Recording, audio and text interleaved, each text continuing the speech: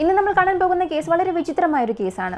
എത്രത്തോളം എന്ന് ചോദിച്ചാൽ ഈ കേസിനെ ഉപയോഗിച്ച് ഒരു സിനിമ എടുത്താൽ പോലും നമ്മൾ വിശ്വസിക്കില്ല. യഥാർത്ഥത്തിൽ ഇങ്ങനെയൊക്കെ നടക്കുമോ, ഇങ്ങനെയൊക്കെ മനുഷ്യരുണ്ടോ, സിനിമ എടുക്കുന്നതിനും ഒരു പരിധിയില്ല എന്നൊക്കെ സംസാരിക്കും. മാത്രമല്ല ഈ കേസിന് അവസാനം ഒരു ട്വിസ്റ്റ് ഉണ്ട്, അത് നിങ്ങൾ പ്രതീക്ഷിക്കുന്നതിനും അപ്പുറമായിരിക്കും. അങ്ങനെ എന്ത് കേസെന്ന് ചോദിച്ചാൽ, അനു സിംഗ് ഇവളൊരു ലോ സ്റ്റുഡൻ്റ് ആണ്. കഴിഞ്ഞ ചില മാസങ്ങളായി അവൾക്ക് സുഖമില്ലെന്ന് പറഞ്ഞാൽ സൈക്കോളജിക്കലായി മാനസികമായി ചില പ്രശ്നങ്ങളുണ്ട്. അനു സിംഗ് അവളുടെ കൂട്ടുകാരോട് കഴിഞ്ഞ ചില മാസങ്ങളായി സംസാരിക്കുന്നത് തന്നെ ആഫ്റ്റർ ലൈഫിനെ കുറിച്ചാണ്, അതായത് മരിച്ചതിന് ശേഷമുള്ള ജീവിതത്തെക്കുറിച്ചാണ് സംസാരിക്കുന്നത്. എന്തിന് അവൾ ആത്മഹത്യയെക്കുറിച്ച് പോലും സംസാരിക്കാറുണ്ട്. 1997 വർഷം ഒക്ടോബർ 20 അവളുടെ വീട്ടിൽ ഒരു പാർട്ടി നടന്നു. ഈ പാർട്ടി എന്തിനു നടത്തിയെന്ന് ചോദിച്ചാൽ, അനു അവളുടെ ബോയ്ഫ്രണ്ടും ആത്മഹത്യ ചെയ്യാൻ പോവുകയാണ്. അത് ആഘോഷിക്കാൻ വേണ്ടിയാണ് ഈ ഒരു പാർട്ടി. അനുവും അവളുടെ ബോയ്ഫ്രണ്ടും ആത്മഹത്യ ചെയ്യാൻ പോകുന്നു എന്ന കാര്യം ഈ പാർട്ടിയിൽ പങ്കെടുത്ത എല്ലാവർക്കും അറിയാം, ഒരാൾ ഒഴികെ. അത് അനുവിൻ്റെ കൂടെ ആത്മഹത്യ ചെയ്യാൻ പോകുന്ന ആ ബോയ്ഫ്രണ്ടിനല്ലാതെ മറ്റെല്ലാവർക്കും അറിയാം ഇവർ ആത്മഹത്യ ചെയ്യാൻ പോകുന്നുവെന്ന്.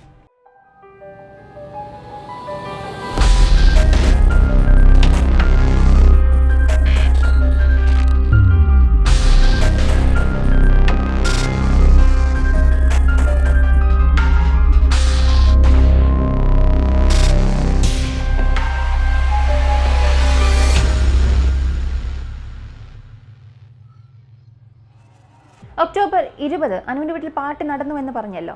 ഇത് നടന്ന് 7 ദിവസം കഴിഞ്ഞ് അനു ഓസ്ട്രേലിയയിൽ ഒരു എമർജൻസി നമ്പറിലേക്ക് കോൾ ചെയ്തു, 000 കോൾ ചെയ്തു. അപ്പോൾ ആ കോളറോട് അനു പറഞ്ഞത്, എൻ്റെ ബോയ്ഫ്രണ്ട് ഹെറോയിൻ ഒരുപാട് എടുത്തു, അവൻ്റെ ശരീരത്തിൽ അവനത് ഓവർ ഡോസ് ചെയ്തു, വീട് മുഴുവനും അവൻ രക്തം ഛർദ്ദിക്കുകയാണ്, അവനെ രക്ഷിക്കാൻ സഹായിക്കണമെന്ന് പറയുന്നു. അതിന് കോളറും അനുവിൻ്റെ വീടിൻ്റെ അഡ്രസ്സ് ചോദിച്ചു. അവളും ആ കോളറോട് വീട് അഡ്രസ്സിനെ കുറിച്ച് പറയാതെ, എൻ്റെ ബോയ്ഫ്രണ്ടിന് ഒന്നും സംഭവിക്കില്ലല്ലോ, ഇതിനുശേഷം ഞാൻ എന്ത് ചെയ്യുമെന്നൊക്കെ പിറുപിറുത്തു. ആദ്യം അവൾ താമസിക്കുന്നത് ഒരു ഫ്ലാറ്റാണെന്ന് പറഞ്ഞു, പിന്നീട് അതൊരു ഇൻഡിപെൻഡൻറ്റ് വീടാണെന്ന് പറഞ്ഞു. ഇങ്ങനെ മാറി മാറി സംസാരിച്ചു കൊണ്ടിരുന്നു. എന്തിനവളുടെ പേര് പോലും ഒലിവിയ എന്നാണ് ആ കോളറോട് പറഞ്ഞത്. ഇങ്ങനെ അനു 20 മിനിറ്റോളം ആ കോൾ നീട്ടിക്കൊണ്ടുപോയി മാറി മാറി സംസാരിച്ചു. അവസാനം എങ്ങനെയോ ശരി അഡ്രസ്സ് കൊടുത്തു. അടുത്ത ചില മിനിറ്റിൽ ആംബുലൻസ് അവളുടെ വീട്ടിലെത്തി. എന്നാൽ ആംബുലൻസ് ആ വീട്ടിലെത്തുമ്പോൾ തന്നെ അനുവിൻ്റെ ബോയ്ഫ്രണ്ട് ജീവനോടെ ഇല്ലായിരുന്നു.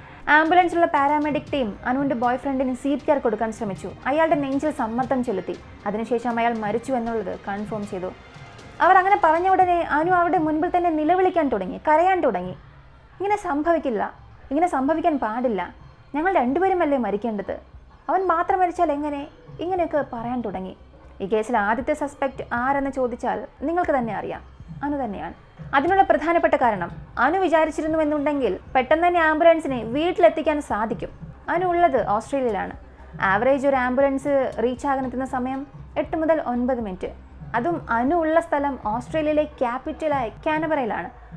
അവൾ താമസിക്കുന്ന ആ സ്ഥലത്ത് ആംബുലൻസിനെത്താൻ വെറും 4 മിനിറ്റ് മതി. അങ്ങനെ എമർജൻസി സർവീസിലേക്ക് വിളിച്ച് അടുത്ത 4ാമത്തെ മിനിറ്റിൽ ഈ ആംബുലൻസ് ആ വീട്ടിലെത്തിയിരിക്കും. പക്ഷേ അവൾ 20 മിനിറ്റാണ് ആ കോൾ വലിച്ചു നീട്ടിയത്. അനുവിൻ്റെ സ്റ്റേറ്റ്മെൻറ്റ് അനുസരിച്ച്, അവൾ ആ കോളിൽ പറഞ്ഞതനുസരിച്ച്, അവൾ ആ കോൾ ചെയ്യുമ്പോൾ അവളുടെ ബോയ്ഫ്രണ്ട് ജീവനോടെ ഉണ്ടായിരുന്നു. അതിനാൽ അവൾ കറക്റ്റ് അഡ്രസ്സ് കൊടുത്തിരുന്നെങ്കിൽ, പെട്ടെന്ന് കൊടുത്തിരുന്നുവെന്നുണ്ടെങ്കിൽ അവളുടെ ബോയ്ഫ്രണ്ടിനെ രക്ഷിക്കാൻ സാധിക്കുമായിരുന്നു. മാത്രമല്ല അനു എമർജൻസി കോളറോട് അവളുടെ യഥാർത്ഥ പേര് പറഞ്ഞില്ല, ഒലിവിയ എന്നൊരു ഫേക്ക് നെയിമാണ് പറഞ്ഞത്. ഇതിലും പ്രധാനപ്പെട്ട കാര്യം, അനു പറഞ്ഞതുപോലെ അവളുടെ ബോയ്ഫ്രണ്ടിൻ്റെ ശരീരത്തിൽ ഹെറോയിൻ ഉണ്ടായിരുന്നു. എത്ര ml അവൻ എടുത്തു എന്നുള്ളതും അനു കറക്റ്റായി പറഞ്ഞു. ആ വീട്ടിൽ ഒരു ഹെറോയിൻ കൊടുക്കുന്ന സിറിഞ്ച് കണ്ടുപിടിച്ചു. ആ സിറിഞ്ചിൽ അനുവിൻ്റെ ഫിംഗർ പ്രിൻ്റ് മാത്രമേ ഉണ്ടായിരുന്നുള്ളൂ, അവളുടെ ബോയ്ഫ്രണ്ടിൻ്റെ ഫിംഗർ പ്രിൻ്റ് ഇല്ല. പോലീസ് ഈ ഒരു കേസിൽ അനുവിനെയാണ് ആദ്യം അറസ്റ്റ് ചെയ്തത്. അവളെക്കുറിച്ചും മരിച്ചുപോയ ബോയ്ഫ്രണ്ടിനെ കുറിച്ചും അന്വേഷിക്കാൻ തുടങ്ങി. അപ്പോഴാണ് പോലീസിന് തന്നെ ഈ ഒരു കേസിൻ്റെ മുഴുവൻ കഥയും മനസ്സിലായത്. അനുവിൻ്റെ അച്ഛൻ, അമ്മ രണ്ടുപേരും ഡോക്ടേഴ്സാണ്. അനു ഇന്ത്യയിലാണ് ജനിച്ചത്. അത് കഴിഞ്ഞ് അച്ഛനും അമ്മയും ഇന്ത്യയിൽ നിന്ന് ഓസ്ട്രേലിയയിലേക്ക് ഷിഫ്റ്റ് ആകുന്നു. അനു ജനിച്ചത് ഇന്ത്യയിലാണെങ്കിലും വളർന്നതെല്ലാം ഓസ്ട്രേലിയയിലാണ്. അനു ചെറിയ പ്രായം മുതലേ വളരെ നന്നായി പഠിക്കും. എല്ലാത്തിലും അവൾ ഹൈ ഗ്രേഡ് ആയിരിക്കും. ഈ ഒരു സാഹചര്യത്തിൽ അനു സ്കൂൾ അവസാനിച്ച് ലോ പഠിക്കാൻ തീരുമാനിച്ചു. ഓസ്ട്രേലിയൻ നാഷണൽ യൂണിവേഴ്സിറ്റിയിൽ ചേർന്ന് പഠിക്കാൻ തുടങ്ങി. ഓസ്ട്രേലിയയിലെ one of the most top യൂണിവേഴ്സിറ്റിയാണത്. അവിടെ അവൾ ലോ പഠിക്കാൻ തുടങ്ങി. അങ്ങനെ ഒരു സമയത്താണ് ജോ ചുങ്കെ എന്നൊരാളെ അവൾ പരിചയപ്പെടുന്നു. അവൻ ഇറ്റലിയിൽ നിന്നുള്ള ഒരാളാണ്. അവൻ്റെ കുടുംബവും ഇറ്റലിയിൽ നിന്ന് ഓസ്ട്രേലിയയിലേക്ക് മൈഗ്രേറ്റ് ആയവരാണ്. അനുവും ജോവും പരിചയപ്പെടുമ്പോൾ ജോ നേരത്തെ ജോലിയിലായിരുന്നു. അനു ഇപ്പോൾ ഓസ്ട്രേലിയയിലെ ക്യാപിറ്റൽ സിറ്റിയായ കാൻബറയിലാണുള്ളത്. ജോ താമസിക്കുന്നത് അവിടെ നിന്നും 400 കിലോമീറ്റർ മാറിയുള്ള ന്യൂ കാസലാണ്. ഇവർ രണ്ടുപേരും യാദൃശികമായി 1995 വർഷം പരിചയപ്പെടുന്നു. കണ്ട ഉടനെ ഇവർക്ക് രണ്ടുപേർക്കും പരസ്പരം ഇഷ്ടപ്പെടുന്നു. രണ്ടുപേരും ഇടയ്ക്കിടയ്ക്ക് സംസാരിക്കാൻ തുടങ്ങി, ഡേറ്റ് ചെയ്യാൻ തുടങ്ങി, ഫോണിൽ പല മണിക്കൂറുകൾ സംസാരിക്കാൻ തുടങ്ങി, വീക്കെൻഡ്സിൽ പരസ്പരം പോയി കാണാൻ തുടങ്ങി. എന്നാൽ ഇവിടെ ശ്രദ്ധിക്കേണ്ട ഒരു കാര്യം, അനുവിന് നേരത്തെ സൈമൺ എന്നയാളുമായി റിലേഷൻഷിപ്പ് ഉണ്ടായിരുന്നു. അതിനെക്കുറിച്ചൊന്നും അനുവിന് യാതൊരു ചിന്തയുമില്ലായിരുന്നു. സൈമൺ അറിയാതെ അവൾ വീണ്ടും ജോയുമായി സംസാരിച്ചു. എന്തിന് ഒരു ഘട്ടത്തിൽ ഈ ഒരു റിലേഷൻഷിപ്പ് ഒരു ഫിസിക്കൽ റിലേഷൻഷിപ്പിലേക്ക് മാറുകയാണ്. സൈമണുമായും അനു റിലേഷൻഷിപ്പിലുള്ള അതേ സമയത്ത് തന്നെയാണ് ജോയുമായും അവൾ ആ റിലേഷൻഷിപ്പ് കൊണ്ടുപോകുന്നത്. ഒരു ഘട്ടത്തിൽ അനുവിന് ക്ലിയറായി മനസ്സിലായി അവളെ കൊണ്ട് ഈ രണ്ട് ബന്ധവും ഒരുപോലെ കൊണ്ടുപോകാൻ കഴിയില്ല.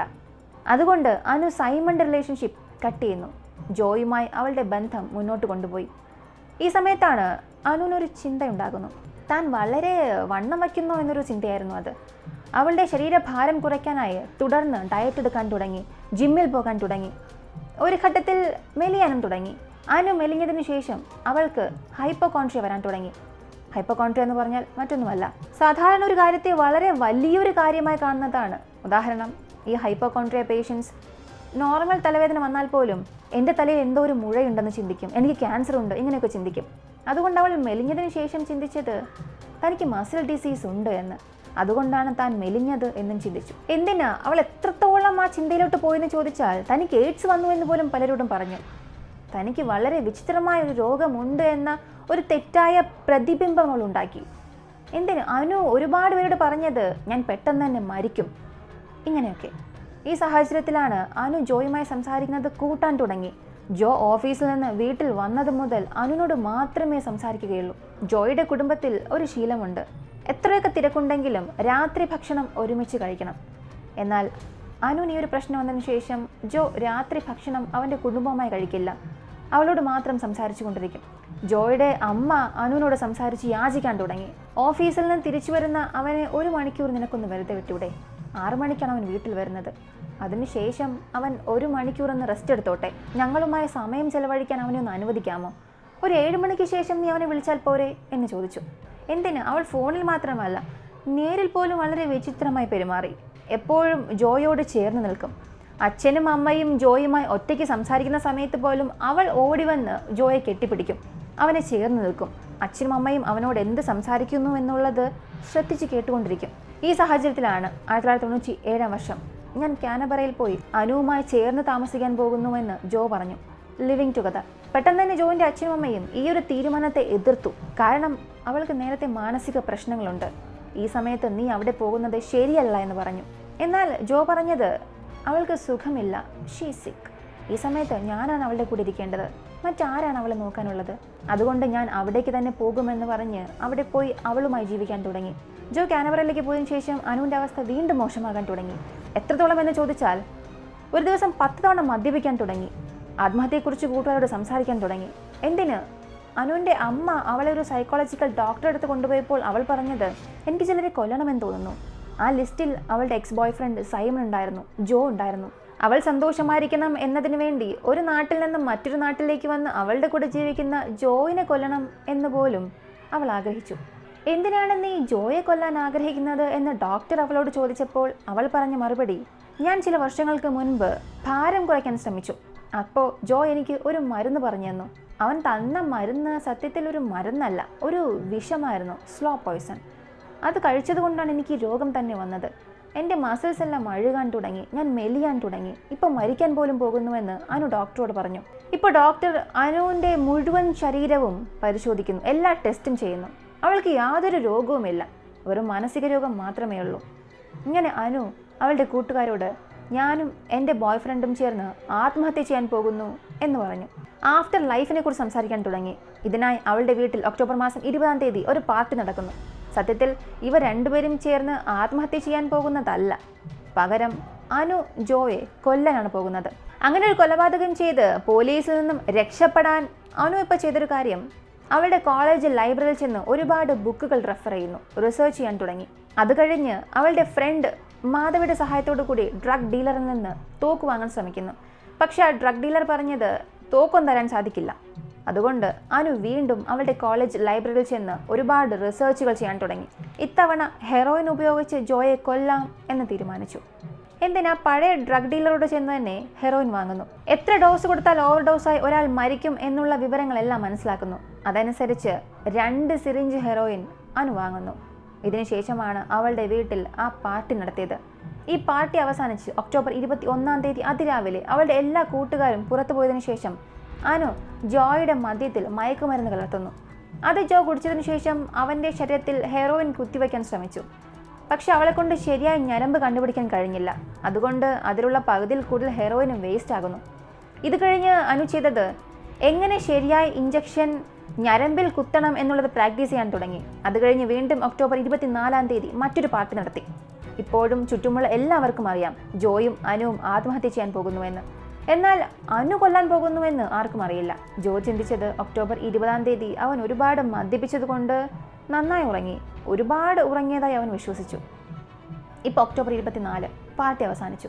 25 അതിരാവിലെ എല്ലാ കൂട്ടുകാരും പോകുന്നു. വീണ്ടും അനു മയക്കുമരുന്ന് മദ്യത്തിൽ കലർത്തി ജോയ്ക്ക് കൊടുത്തു. അവനത് കുടിച്ചു, മയങ്ങുന്നു.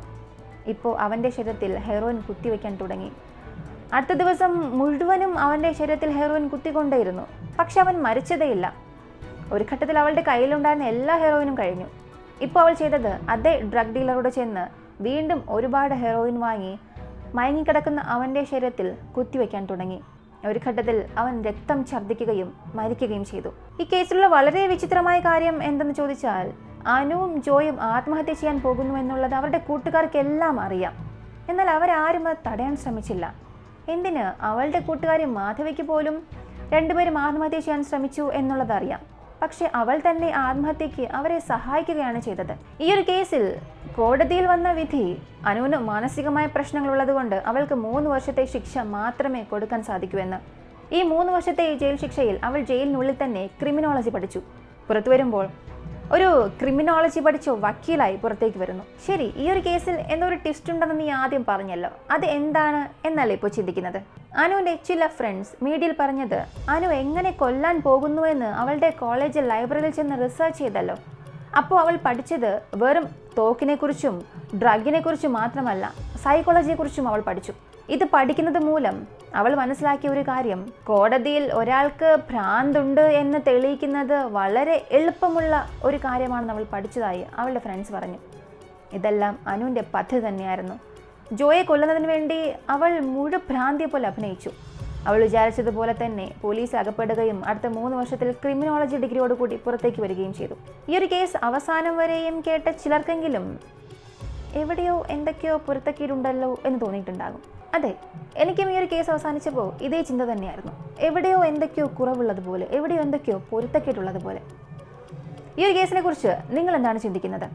കേസിനെ കുറിച്ച് നിങ്ങളുടെ അഭിപ്രായങ്ങൾ കമൻറ്റിൽ പറയുക. എന്ത് പൊരുത്തക്കേടുകളാണ് ഈ കേസിൽ നിങ്ങൾക്ക് തോന്നി എന്നുള്ളതും കമൻറ്റിൽ പറയുക. വീഡിയോ ഇഷ്ടമായ ലൈക്ക് ചെയ്യുക, ഷെയർ ചെയ്യുക. നമ്മുടെ ചാനൽ ആദ്യമായി കാണുന്നവരാണെങ്കിൽ സബ്സ്ക്രൈബ് ചെയ്ത് സപ്പോർട്ട് ചെയ്യുക. മറ്റൊരു വീഡിയോയുമായി വീണ്ടും കാണാം.